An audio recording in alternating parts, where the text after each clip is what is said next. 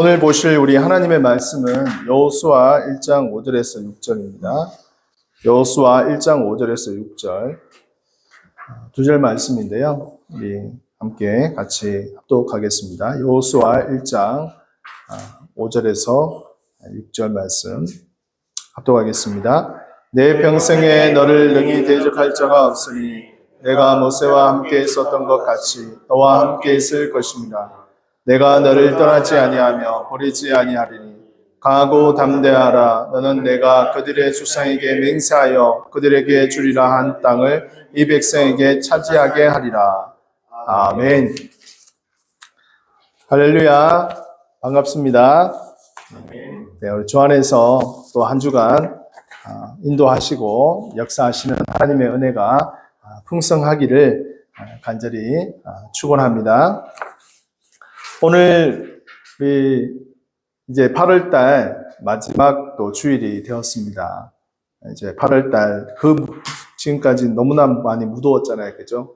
무더운 여름 날씨를 잘 보내고 이제 처서도 지나고 가을을 맞이하는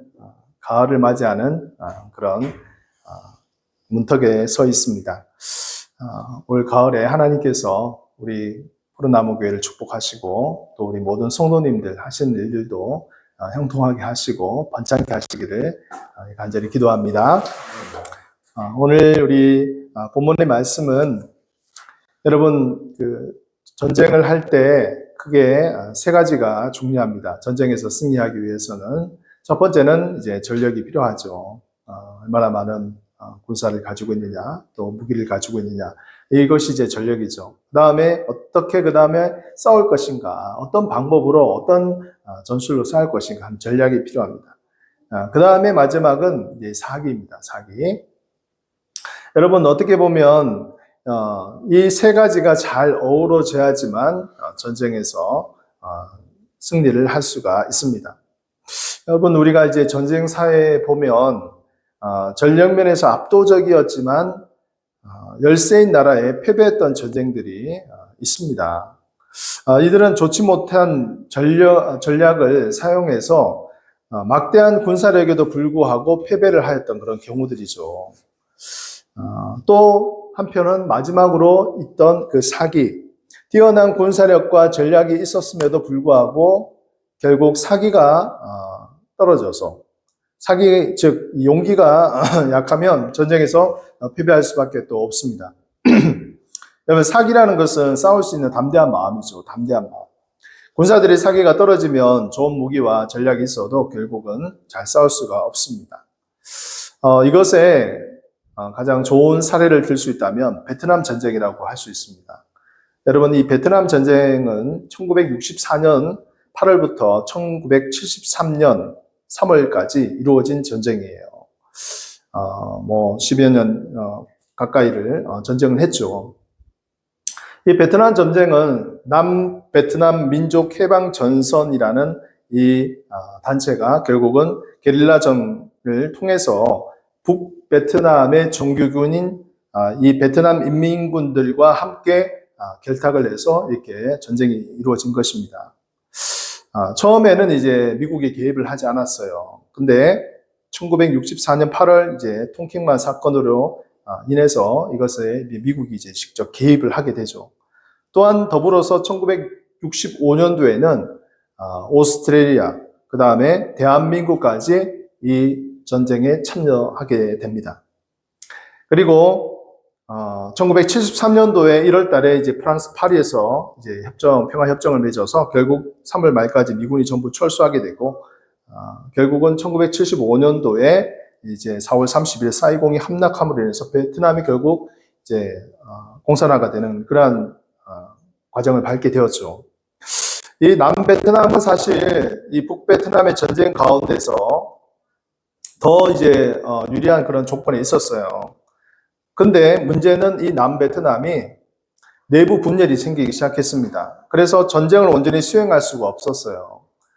미국과 또 한국에 또 다른 나라에 엄청난 그런 지원이 있었지만 결국 남베트남은 스스로 그냥 다 무너져 버릴 수밖에 없었습니다.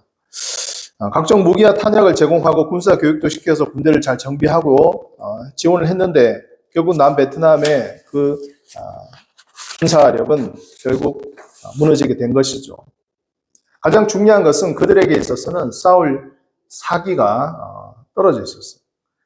의지가 별로 없었어요. 그래서 무기를 제공해줘도 그 무기를 그냥 사용하지 않고 팔아먹어버린 거예요. 이러한 일들이 아주 비일비재했습니다. 그래서 그 가운데 그 정권의 부패함과 또 여러 가지 많은 그런 전투의지 상실이 되어서 결국 호치민이 그런 북베트남에 의해서 공산화가 되었죠.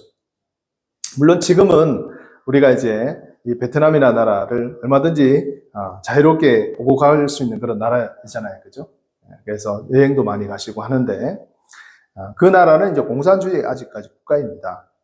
그곳에서 이제 종교적으로 드러내놓고 전도를 할 수가 없어요, 사실은. 만약에 하다가 적발이 되면 그 나라 법에 의해서 제재를 받습니다.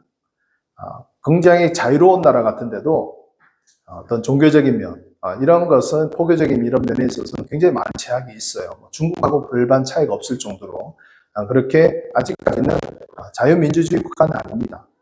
시장 경제는 이렇게 자유 경제를 좀 도입을 해서 하고 있지만 중국도 마찬가지죠. 그렇지만 어떤 이런 종교적인 면이나 정치적인 면이나 군사적인 이런 면에 있어서는 아직도 여전히 제약을 많이 받고 있습니다. 그곳에서 선교를 담당하시는 선교사님의 이야기도 들어보면 마음껏 이렇게 예배하는 것도 그렇게 자유로울 수가 없다고 이야기하더라고요. 그래서 드러내놓고 막 이렇게 포교 활동을 할 수 없는 곳이 어떻게 보면 베트남입니다. 수십만 명의 미군들과 막대한 군사 무기를 제공했음에도 불구하고 결국은 베트남이 이제 공산화가 되었죠. 엄청난 그러한 자원이 있고 또 엄청난 그런 전력이 있다 할지라도 또 많은 지원이 있다 할지라도 결국 그 사람들의 마음들이 다 흐트러져 버리니까 싸울 사기가 없으니까 결국 무너졌던 그러한 모습을 바라보게 됩니다. 오늘 본문에 보게 되면 하나님은 여호수아에게 전쟁에 나가기 전에 명령을 하달하게 됩니다. 그래서 이 명령은 한마디로 정신을 무장하는 거예요. 정신무장이었습니다. 정신무장. 여호수아의 군대는 여러분 잘 훈련된 군대일까요? 아닐까요? 잘 훈련된 군대가 아닙니다.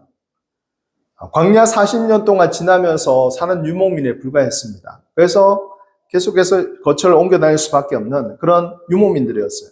자신들의 가족과 가축들을 이어파는 족속들이 나타나면 그제서야 보호하기 위해서 싸울 수밖에 없는 어떻게 보면 생계형 그러한 싸움, 전투를 했다는 것을 볼 수 있는 것이죠. 체계적인 군사교육과 무기도 없었습니다. 어떻게 보면 군사들도 아주 오합지졸에 불과했습니다. 그러나 하나님께서는 여호수아에게 가나안 땅 점령을 눈앞에 두고 또 이러한 중요한 정신무장을 하게 되는 것이죠. 그래서 계속해서 이제 반복되는 그러한 말씀이 나옵니다. 그 반복되는 말씀이 뭐냐면 바로 강하고 담대하라라는 그 말씀이 나와요. 이것이 얼마나 반복적으로 나오는 것을 볼 때 하나님이 얼마나 여호수아에게 이 전쟁이 힘들고 어려울 것이라는 것에 대해서 이미 계속해서 미리 말씀을 하고 있는 것이죠. 그래서 첫 번째 오늘 우리가 읽었던 말씀 5절에서 6절 말씀을 보게 되면요. 6절 말씀에 이렇게 말씀하고 있습니다. 강하고 담대하라. 너는 내가 그들의 조상에게 맹세하여 그들에게 주리라 한 땅을 이 백성에게 차지하게 하리라. 라고 말씀해 주셨어요. 이 말씀은 무엇입니까? 바로 언약 성취에 대한 확신입니다. 하나님이 모세를 통해서 주시고자 한 그 땅을 너를 통해서 반드시 이루어지게 해 주실 것이다. 바로 전쟁을 통해서 그것을 이루게 해 주실 것이다. 라는 그런 하나님의 언약 성취의 확신을 보여주고 있는 것이죠. 그리고 그것에 대한 분명한 목표의식을 가질 수 있도록 하는 것입니다. 여러분, 우리가 삶을 살아가면서 어떠한 일을 할 때 이 목표의식이 중요합니다. 내가 왜 이 일을 이루어야 하는가? 그리고 이 일을 통해서 어떠한 변화가 일어날 것인가? 그리고 그렇다면 이 일을 이루기 위해서 어떠한 방법으로 나아가야 할 것인가? 하는 것에 대해서 우리가 고민하고 생각하게 되죠.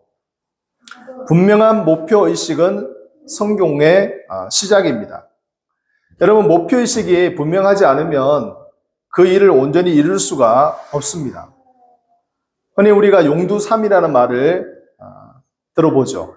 용두삼이가 무엇입니까? 사자성어인데 용의 머리로 시작했다가 뱀 꼬리로 끝나는 것이 용두삼이라 그래요.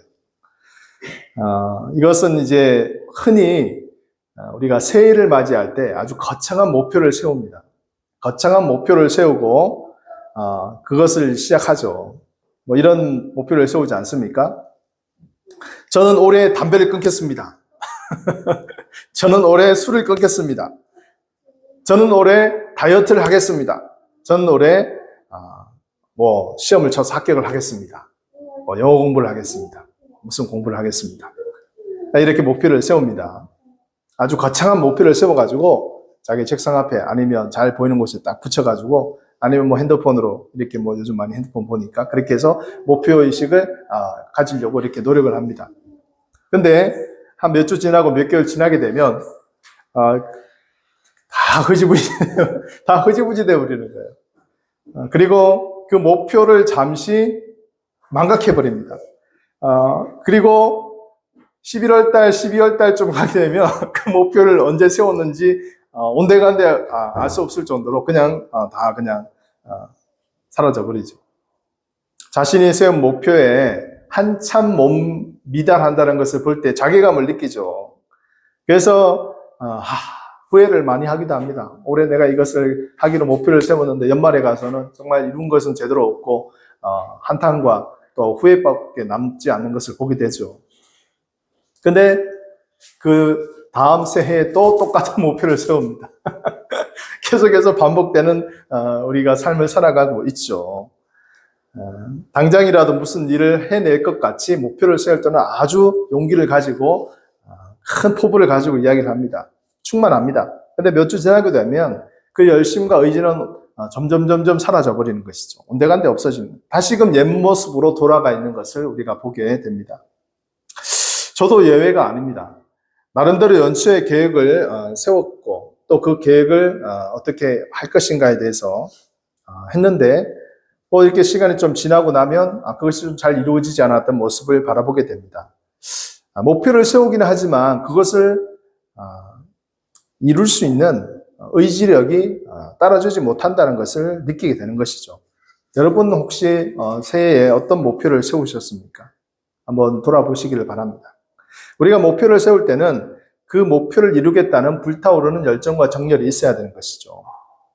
하나님은 여호수아에게 언약 성취에 대해서 분명한 목표를 제시해 주셨어요. 그리고 그 언약을 성취해 주실 것이라고 하는 확신도 심어 주셨어요. 거듭 당부하시는 것입니다. 그리고 그 목표를 반드시 성취하라고 명령까지 하셨어요. 여러분, 군인은 명령에 의해 살고 명령에 의해 죽는다라는 말이 있습니다. 이것은 여러분 논리적으로 이것이 맞고 틀리냐를 판단할 수 있는 것이 아니에요. 명령은 내가 지키고 싶다고 해서 지키고 지키기 싫다고 지키기 싫은 것이 아니라 내 생각과는 상관없이 그냥 반드시 해야 되는 것입니다. 이것이 바로 군인 정신이죠. 그래서 군인 정신은 다른 정신보다도 아주 힘이 있고 또 불가능한 일도 이루어내는 것이 바로 이러한 명령의식에 대한 분명한 목표의식이 있기 때문에 가능한 것이라고 말할 수가 있습니다. 사랑하는 성도 여러분, 우리가 하나님의 말씀을 많이 듣습니다. 그리고 또 그 말씀을 많이 접하는 그러한 환경 속에 살고 있습니다. 그러나 그 말씀대로 잘 살아가지 못하는 이유가 무엇일까요? 바로 하나님의 말씀을 명령으로 듣지 않고 그냥 교훈으로만 듣기 때문입니다. 명령과 교훈은 하늘과 땅 차이입니다. 그죠? 명령은 제가 말씀을 드렸죠. 이것은 나의 의지와는 상관없이 반드시 해야 되는 필요 의무사항이에요. 필수 의무사항이에요. 강제사항이죠. 때로는 이것은 나의 생사의 여부가 갈라지기도 합니다. 이 명령을 지키지 않으면. 그러나 그에 비해서 교훈이라는 것은 강제사항이 아닙니다. 이건 지켜도 되고 안 지켜도 되고 내가 선택할 수 있는 부분이죠. 그래서 강제성이 별로 없어요. 나의 행동에 그냥 참조할 수 있는 하나의 옵션으로 생각할 수 있는 것이 교훈입니다. 그래서 많은 차이가 나죠. 성경에는 많은 좋은 말씀들이 있습니다. 하나님은요, 우리 인간들이 워낙 이 망각의 존재임을 깨닫고 분명하게 성경 말씀 가운데 그것을 구분해서 말씀하고 있어요. 명령에 대해서 이 내가 명령하노라 하는 그 말은 명령이라고. 그 다음에 내가 이렇게 잘 되기를 원한다. 권유하고 교훈하는 말씀이 또 있어요. 뭐 잠언 같은 경우는 그 말씀이 많잖아요. 그죠? 근데 또 신명기 말씀 보게 되면 구체적으로 명령하는 것들이 또 있어요. 근데 우리가 이 말씀을 들을 때 하나님의 말씀을 이렇게 명령과 교훈을 구분해서 듣지 않고 다 같이 그냥 좋은 말씀이라는 것을 토대로 그냥 교훈으로만 듣는 그러한 경향이 있습니다. 이것이 문제이죠.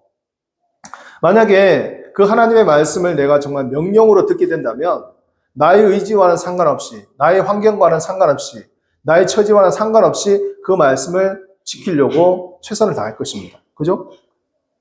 그렇지 않고 그냥 교훈으로만 듣는다면 여러 가지 나의 상황을 들어서 뭐 합리화할 수도 있고 또 정당화할 수도 있고 뭐 여러 가지 핑계를 대고 그 말씀을 듣지 아니하려고 하겠죠. 아니면 또 실천하지 아니하려고 하겠죠. 어떻게 본다면 저는 이제 교회를 세우고 교회를 개척하는 것은 하나님의 명령으로 받고 있습니다. 이것은 뭐 내가 해도 되고 안 해도 되는 것은 아니잖아요. 그죠? 하나님의 명령이라고 생각하니까. 그리고 이 명령을 반드시 수행해야 되는 그러한 마음을 가지고 있어요. 하나님께서는 이 명령을 저 혼자 하라고 하지 않으셨어요. 여호수아에게도 그를 따르는 많은 군사들이 있었고 또 많은 걸 민족이 있었잖아요. 그죠? 혼자 그것을 하라고 한 것이 아니잖아요. 그죠? 아론과 같은 우리 집사님 가정도 붙여주셨고 그렇기 때문에 저는 이 일이 하나님의 일이기 때문에 이것은 사람의 일이 아니라고 생각합니다. 하나님이 계획하시고 섭리하시고 진행하시는 그런 일이라고 봅니다. 이 명령을 실행하기 위해서는 우리가 계속해서 많은 노력을 기울여야 되고 또 우리가 해야 될 그런 사항들에 대해서 우리가 점검하고 나가야 되는 것이죠. 그래서 교회 개척은요, 하나님의 명령입니다. 하나님의 명령이고 그 명령은 어떠한 조건과 환경과 여건 가운데 있을지라도 우리가 계속해서 그 명령을 순종하며 나가야 되는 그러한 의무사항을 볼 수 있는 것이죠. 강하고 담대하라, 강하고 담대하라, 강하고 담대하라 라고 말씀해 주시고 있습니다. 아직 나라가 세워지지 않은 유목민으로서 이스라엘 백성들은 그 민족 정체성을 세우는 것이 필요했습니다. 중요했죠. 하나님은 그들에게 언약 백성이라는 부분에 대해서 계속해서 주입시키고 있습니다. 알려주셨어요. 여러분, 언약 백성이 무엇입니까? 쉬운 말로 언약 백성은 선택받은 백성이라는 거예요. 선택받은 백성. 선택을 받았다는 것은 무엇입니까? 다른 사람들과는 구별이 된다는 거예요. 차별이 있다는 것이. 즉 하나님이 직접 섭리와 계획 속에서 우리를 선택해 주셨기 때문에 이스라엘 백성들을 선택해 주셨기 때문에 차이가 있다는 것이. 이 선택의 의미를 조금 더 우리가 구체적으로 본다면 첫 번째는 하나님의 주권입니다. 하나님의 주권. 여러분, 이스라엘 백성들을 선택하는 것은 하나님의 주권이에요. 우리가 부모님이 아이를 가질 때 내가 남자아이를 가지고 싶다고 해서 남자아이를 가지는 거 그거 아니잖아요. 내가 여자아이를 가지고 싶다고 여자아이 가지는 거 아니에요. 초음파가 있기 전에는 아마 남녀의 성별을 구별할 수 없었잖아요. 그죠? 지금은 초음파가 있으니까 남자, 여자의 성별을 구분해서 이렇게 자기가 유리한 대로 이렇게 하려고 하는 것도 있는데 그 이전에는 아마 이 남자와 여자의 성별을 구별할 수 없었기 때문에 그냥 나오는 대로 낳는 대로 그냥 받아들일 수밖에 없었잖아요. 생명의 근원은 하나님이십니다. 하나님이 남자를 주실 수도 있는 거고 여자를 주실 수도 있는 거고 그것에 대한 주권은 하나님이 있는 것이죠. 하나님이 이스라엘 선택하신 것도 마찬가지로 하나님의 주권인 거예요. 하나님의 주권. 우리가 이 주권적인 것을 개념 속에 머릿속에 꽉 잘 이해하게 되면 하나님이 선택하셨다라는 것에 대해서 우리가 잘 이해할 수가 있습니다. 그렇지 않으면 우리가 하나님의 계획과 선택을 세상의 방법과 가치관과 논리로 생각하게 되면요. 정말 이것을 잘 이해할 수 없고 잘못되면 오해할 수도 있는 거예요. 자, 그래서 저는 이 하나님의 선택이라는 것을 이스라엘 백성을 선택하셨다는 것에 대해서 이런 생각을 해보게 되었습니다. 하나님이 이스라엘 말고 만약 우리 나라, 대한민국을 선택하셨으면 어떻게 되었을까? 혹시 한번 생각해 보신 적이 있으세요? 예수님이 이 땅에 오셨을 때, 이 한국 땅에 오셨다든지, 아니면 하나님이 아브라함을 선택하지 아니하시고 우리나라 옛날 시대에 있었던 어느 한 분을 선택하셔가지고 우리나라를 중심으로 성경이 역사가 이루어졌다면 어떻게 되었을까? 우리 신학생 때 이런 이야기를 많이 했습니다. 신학교 이제 들어가게 되면 동계 강좌라는 것이 있는데 거기에 제일 힘든 과정이 있어요. 그게 뭐 어떤 과정이냐면 어학 과정인데 헬라어 히브리어를 이제 2달 동안 배우는 과정이 있어요. 여러분 왜 헬라어 히브리어를 배울까요? 우리 백 집사님 혹시 이유를 아십니까? 간단해요, 아주 그냥. 헬라어 히브리어를 배우는 이유가 뭘까요? 네. 성경을 정확히 읽기. 예. 대신 대답해 주신다니까. 예. 헛기사네요. 여러분, 성경의 원어가, 구약 성경은 히브리어로 이제 기록이 되어 있어요. 지금 이스라엘 사람들이 쓰고 있는 언어가 히브리어잖아요. 그죠? 이 성경에서 기록된 히브리어는 지금의 히브리어하고는 좀 차이가 있습니다. 성경의 고대 언어로 쓰여진 히브리어이기 때문에 우리나라도 이제 한글이 보면 아주 이제 훈민정음 같은 경우도 아주 조선시대 세종대왕 때 썼던 거하고 지금하고 좀 차이가 있잖아요. 그죠? 그런 것처럼 성경이 기록되었을 때 고대 히브리어 성경은 이 히브리어로 이제 기록이 되었어요. 그리고 헬라어 성경, 헬라어는 즉 신약 성경이 기록됐을 때는 헬라어로 이제 기록이 되었어요. 그 당시 헬라 문화권이 가장 강대했기 때문에. 그리고 히브리어는 하나님이 특별하게 이 히브리 민족을 통해서 문자를 주셨고, 그래서 이 두 가지 언어를 배움으로 인해서 성경을 원어적으로 볼 수 있는 그러한 눈을 가지도록 하기 위해서 이제 배우는 것이에요. 근데 이게 헬라어 히브리어가 그렇게 쉽지가 않습니다. 그래서 2달 동안 아주 그냥 코피나게 그렇게 배워요. 근데 만약에 우리나라를 선택하시고 우리나라에 예수님이 오셨다고 한다면 여러분 헬라어 히브리어 하지 않을 필요 없잖아요. 그죠? 한국어가 이제 아마 성경의 언어로 전 세계에 펼쳐져서 아마 한국의 수많은 사람들이 우리나라 말을 배우려고 그렇게 할 거예요. 그죠? 지금은 이제 K-팝 문화가 이렇게 굉장히 많이 인기를 끌고 해서 전 세계적으로 이 K-팝 문화가 큰 영향을 미치고 있습니다. 더불어서 이 K-팝 문화를 통해서 많은 해외에 있는 사람들이 한국의 K-푸드를 또 즐기는 그러한 또 다른 문화의 그러한 바람이 불고 있음을 보게 됩니다. 자, 여러분, 이스라엘을 하나님이 선택해 주셨는데 이 이스라엘은 무엇보다도 우리 민족, 우리나라하고 이제 비교했을 때 면적이 한 강원도보다 조금 더 큰 정도밖에 되지 않아요. 그렇게 큰 나라가 아닙니다. 근데 여러분, 이 나라가 인구 1인당 GDP가 얼마인 줄 아세요? 우리나라가 이제 32,000 달러라고 합니다. 3만 달러가 넘었다고 했죠. 이 이스라엘의 GDP는 얼마냐면 55,000달러예요. 굉장히 많죠. 그래서 나라는 작지만 이 GDP가 훨씬 더 많은 그런 나라입니다. 아니, 우리나라보다 어떻게 이렇게 작은데 이렇게 소득이 많이 높을 수 있을까? 근데 잘 들여다보면 재밌는 게 있어요. 뭐냐면 이 GDP의 약 67% 가까이가 뭐냐면 서비스 산업입니다. 서비스 산업이 무엇인지 아세요? 관광 사업이라는 거예요. 쉽게 말씀드리면. 그 나라는요, 그냥 가만히 놀고 먹어도 70% 가까이 외화가 이제 들어오는 거예요. 돈을 벌어먹고 사는 거예요. 즉 자원이 많지 않은 나라이지만 그들에겐 성경의 땅이라는 상징이 있기 때문에 전 세계에서 성지순례라는 그러한 명목으로 이 땅을 찾는 거예요. 그래서 여러분 67%나 되는 이러한 막강한 관광 사업이 아직도 유지가 되는 것을 보게 되면 하나님께서 또 이 땅을 선택하신 것이 참 얼마나 큰 축복인가 하는 것을 보게 됩니다. 만약 우리나라가 이러한 성경의 땅이 되었다면 홀리랜드가 되었다면 아마 우리가 이러한 혜택을 받지 않았을까 하는 그런 생각도 해보게 됩니다. 더 많이 이제 한국이 세계적으로 알려졌었겠죠. 하나님이 이스라엘 선택하신 것은 하나님의 주권입니다. 믿습니까? 세계 수많은 나라들 중 가운데 이스라엘을 선택하신 것은 오직 하나님의 주권이죠. 학자들의 주장에 따르면 그렇다면 왜 이스라엘 선택했을까? 나름대로 학자들이 주장하는 것이 있어요. 그것은 이스라엘이 속한 그 나라의 주변 국가를 보게 되면 중동 나라잖아요. 그죠? 그래서 세계 문명이 시작된 그러한 땅입니다. 그 땅. 그리고 역사의 패권이 계속해서 이루어졌던 땅이에요.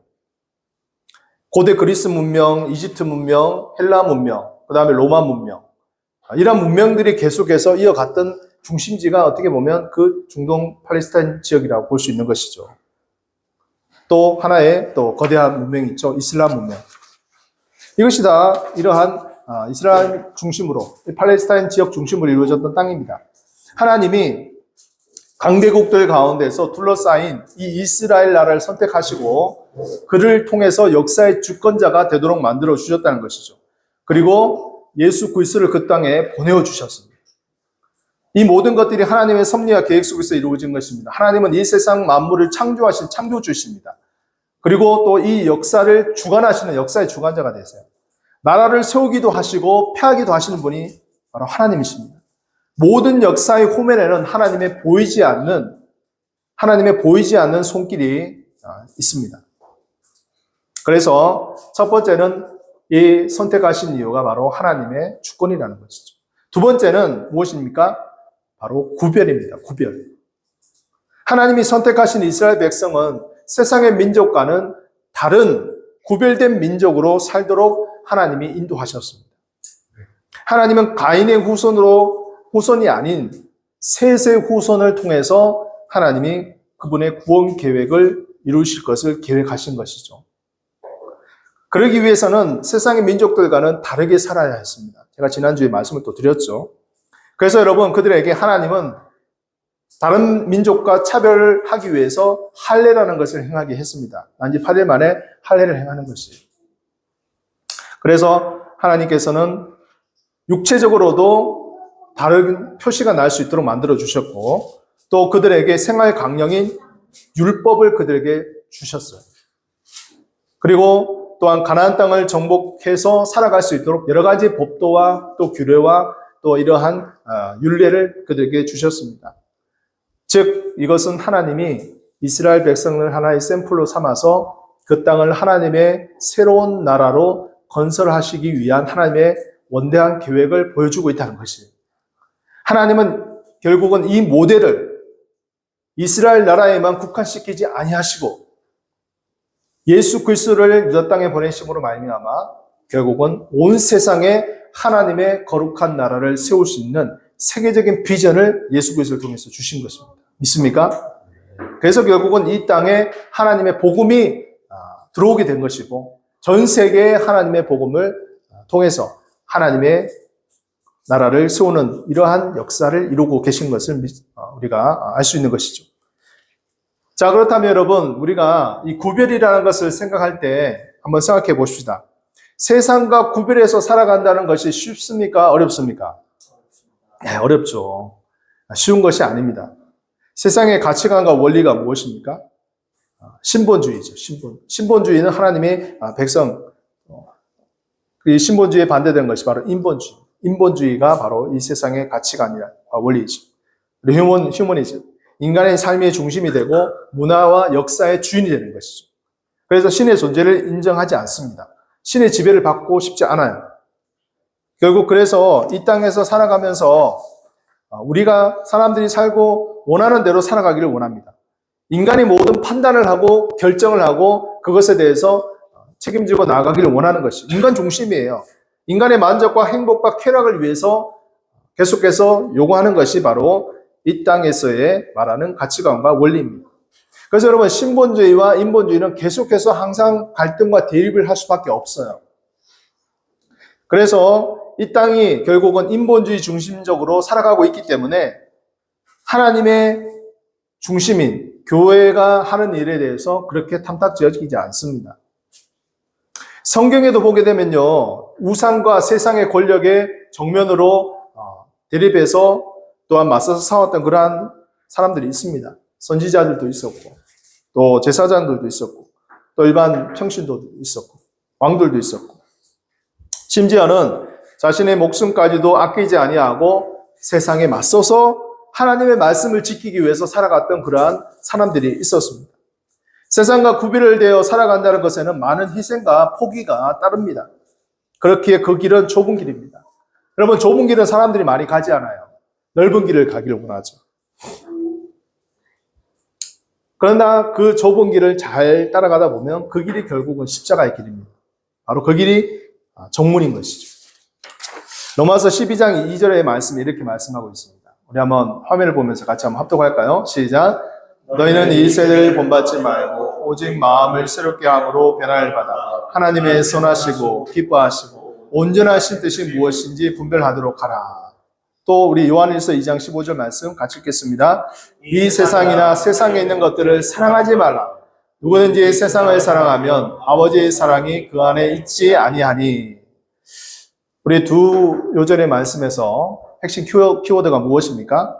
이 세대를 본받지 말고 사랑하지 말라 라고 말씀하고 있는 거예요. 여러분, 세상을 사랑하지 말라고 하는데 아까도 말씀드렸지만 이것이 쉬운 일이 아니죠.